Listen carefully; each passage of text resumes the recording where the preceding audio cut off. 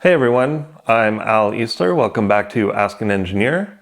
In today's episode, we're going to talk about recording acoustic guitar, different considerations, what kind of mics, where to place them, compressors, EQs, what are my preferences, why, and also recording for different scenarios, like a singer-songwriter, very open arrangement versus a denser pop mix with a lot of stuff going on. If you like these videos, please don't forget to like and subscribe below so we can continue to make them and grace you with presents. Holy shit.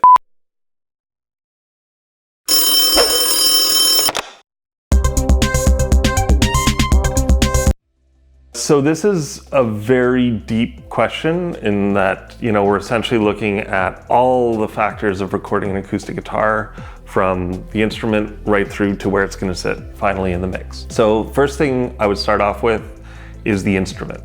And acoustic guitars are, I don't want to say problematic, they can be tough. It's one of those instruments that really will show where corners were cut in terms of the sound.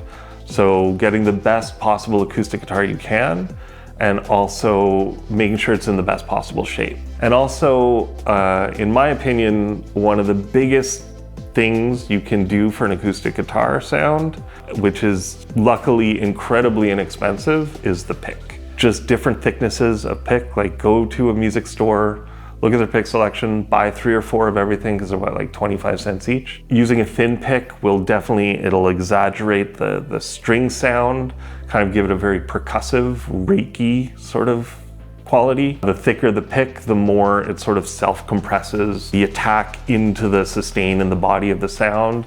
So you get more of a blooming sound to the acoustic guitar. And just swapping out the pick will make possibly more difference or as much difference as swapping out the mic. Certainly as much difference as swapping out preamps and things like that. I mean, like, they're so cheap. I literally went with like 20 bucks to the store and just bought, like, show me all your picks. I'm just gonna buy a bunch. Because even between different manufacturers, you have like slightly different materials. One person's thick is another person's upper medium, stuff like that. You can get so many different sounds out of the pick. We're recording now, so this is good. The other thing that I would think about too is just where to strum on an acoustic guitar. Like, so much changes about the sound if you strum close to the bridge. You get a very bright, kind of attacky, not overly sustained sound.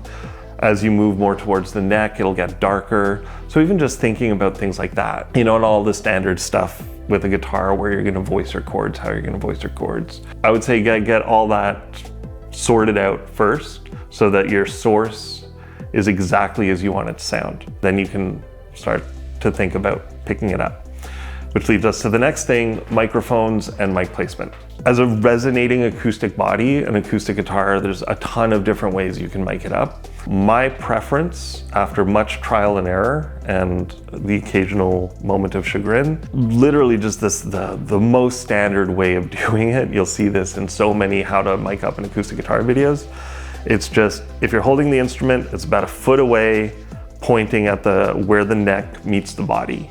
Just in that general area.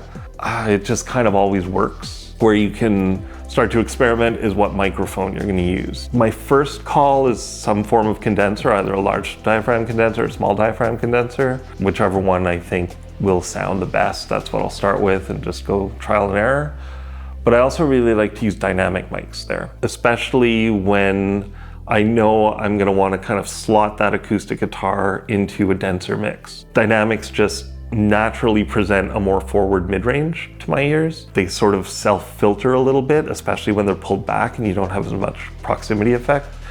So you're not going to get as much of the crystalline highs and the deep thunderous lows that a condenser mic will give, which lends itself to, having its space in the mix. And I just find the way dynamics sort of naturally compress the sound a little bit. It's often overlooked. Like, most people think, oh, acoustic guitar, I'm gonna go with a nice condenser mic. But don't overlook dynamics. And my favorites are Sennheiser 441, which is just an amazing mic for almost everything. I really like Electro Voice mics. So the ND 468, I think it's called. It looks like a little insect. It's got a body and a little swivel head on it. That one's really cool. I like the way it kind of pulls the mid-range out. Or the old broadcast mics, the Electro Voice 635A. It's an omnidirectional dynamic mic, which means you can get it, pretty close in without worrying about proximity effect, which is when, the closer a directional mic is to a source, kind of gets this extra low end, it just gets a bass boost. Omnidirectional mics don't exhibit this. So you can kind of get it right in there and without worrying about, all the woofiness, the attendant woofiness that a cardioid mic would give you. So that's position number one. That's kind of my starting point. I also really like, either on its own or in addition to neck joint mic, having something over the shoulder. Here I'll usually use a condenser mic. So the neck mic picks up a lot of strings. It's very bright, doesn't pick up a whole lot of body. So that one's really good if you are trying to fit it into a denser mix or get more articulation. If the guitar is going to play more of a percussive role, that's a good position to start with. The over-the-shoulder one, I find still gets a decent balance of string attack, but it gets a little bit more body, a little bit more low end. And that's why I'm usually wanting to use a condenser with that, because I want to capture that low end, because I'll usually mix it in with the neck mic and you sort of get the best of both worlds. And you can, EQ it just by playing with the faders a little bit. When you're doing a 2 mic setup, which usually I'll only use those 2 mics, I'll set them up and record them and then just drop one if I don't need it, because, it just saves time. But when you're doing a multi-mic setup, just be careful that everything's in phase. So listen to the mics and make sure that you're not getting that kind of phasey, filtery, comb filtering stuff that happens when the microphones are slightly different distances away from the body, so they're picking up waveforms at different times, different points. And when you combine them, when you try and mix them together, they sort of self-destruct a little bit. So what I try and do there is, just kind of measure from a point on the guitar, usually, like, just make sure that the mics are the same distance from that point. That's a good starting point, and then just use your ears to kind of tune them in terms of getting them in phase. So the other setup that I'll use occasionally, not too much, this sort of dual mic setup is my go-to. The other one I would use is a pretty common, almost like how my mom would record an acoustic guitar if she was like, didn't know the first thing about recording acoustic guitar, and that's just literally put a microphone in front of it. But there's a few things to watch out for. Let's cut the whole my mom mic acoustic guitar thing. I was miking acoustic guitars when you were still shitting your pants. I would never have it directly in front of the sound hole, like equal with the sound hole, because the sound hole is sort of where all the woofiness and all the air comes out, and it just gets really bassy and overwhelming. So just lifting it a little bit above that and sort of angling it down towards the body of the guitar, but just facing the front.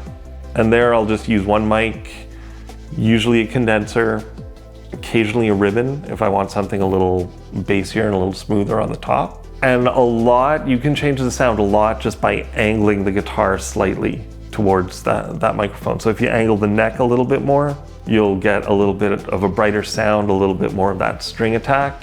If you angle the body a little bit more towards it, you'll get a bit more, low end resonance and stuff like that. So I find that position I like when I've got room for the acoustic guitar, when it's gonna be kind of the main thing. So that leads me to the third thing that I want to talk about, which is what role is the guitar gonna play? Where do you want it to fit? Do you want it to be this kind of percussive, high-end, almost like a shaker or something, playing more of a rhythmic role? Is it gonna be the main part of the song, like where you can afford to have low frequencies, high frequencies, this very full-bodied projection where everything else is gonna fit around it? Is it going to support another instrument? All these considerations, I think, will lead you to tend towards one mic setup or another. So it's good to know just as starting points where to put the mics, what kind of qualities they're gonna give you, and then use the setup that will most closely give you the quality that you're looking for. So another consideration would be the mic preamp, which admittedly doesn't make as big a difference as the microphone placement, but it can help complement the sound you're looking for. So if you are looking for something that's a little bit more mid-range pokey, you can look towards like say an API style amp. If you want something that has like a bit more of a weighty low end, because you really want to bring out those low frequencies, maybe look at a Neve.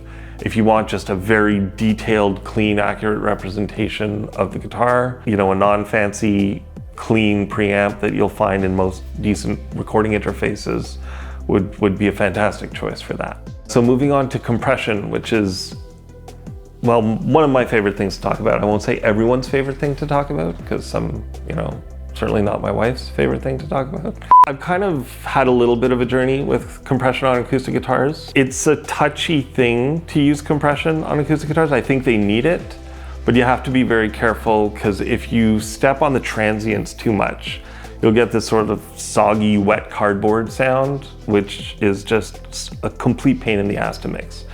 Can I say pain in the ass? So be careful of the attack times on compressors. So if you've got just a, you know, a stock DAW clean digital compressor, where I would start with that is probably 3 to 8 milliseconds on the attack time, somewhere in there. You know, going a little bit longer lets a little bit more of the transient through.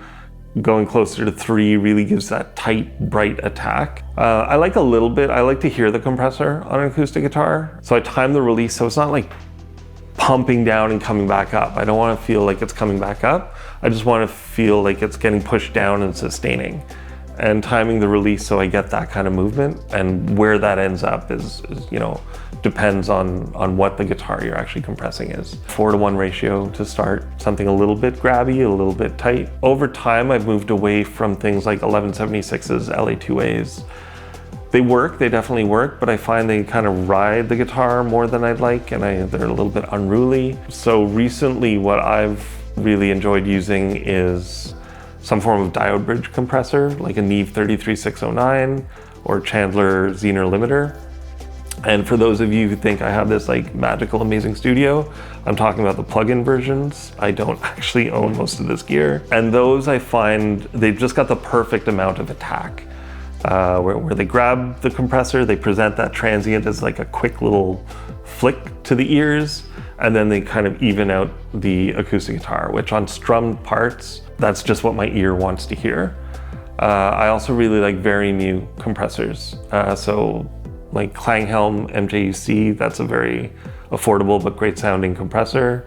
Kush makes one called the AR1, which I absolutely love on acoustic guitars. It just, you know, it does kind of the same thing as the diode bridge stuff, but it's just got this bloom to the low end that, once again, if I'm trying to fit it into a tighter mix, I'll lean more towards the diode bridge compressor. They're a little bit leaner sounding and a little bit more aggressive. If I've got a little bit more space in the arrangement to play with, and I want the guitar to be this sort of fundamental aspect, then I'd probably go towards a very new, just because of how they sort of accentuate and create this kind of bloom to the low end. So the question also asked about EQ.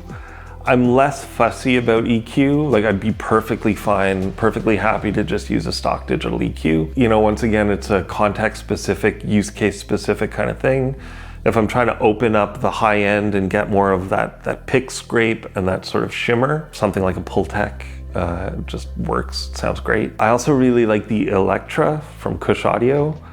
It just has a way of pulling out the character of not just a guitar, any instrument really, but if I want to bring out like the woody aspect or the pick aspect, any kind of characteristic of the instrument, it really excels at presenting that and letting you almost rebalance the capture of the instrument in a way that is extremely useful during mix time. As far as where I'm going to EQ, once again, no hard rules. It really depends on the source and the context. I will normally filter out some lows, and where that is dependent on whether it's a main instrument again or trying to fit into a busy mix. If I'm trying to fit it into a busy mix, I'm going to cut more and more lows.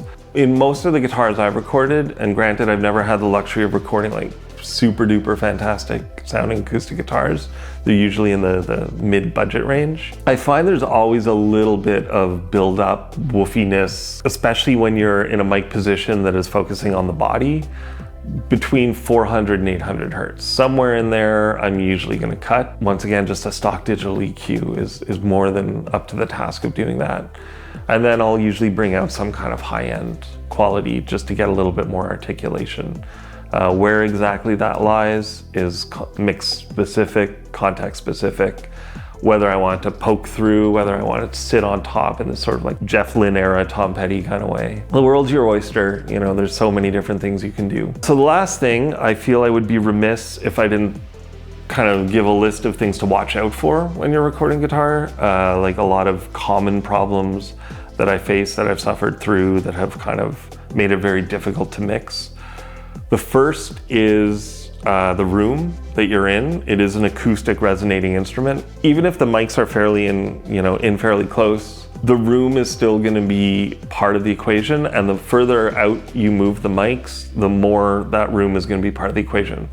So watch out for comb filtering. If you're near reflective surfaces, what happens is the direct sound gets to the mic, and then the reflected sound, that first reflection, is also getting to the mic.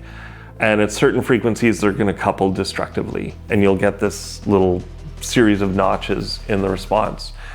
And that will ruin an acoustic guitar sound, and it is impossible to EQ out of it. If you don't have a perfectly treated room, or something that has absorption on the walls, just getting a couple of gobos or even hanging heavy blankets from mic stands and having that close into the mics just to sort of minimize any reflected sound coming back into the recording area. Headphone bleed, especially on the over-the-shoulder microphone. If you've got headphones on with a click track and it's cranked really loud and there's music coming through it because you're tracking to it, try and set the levels on the headphones as quiet as you possibly can while still being able to perform. Acoustic guitar is a fairly quiet instrument. You're gonna have some gain on the microphones.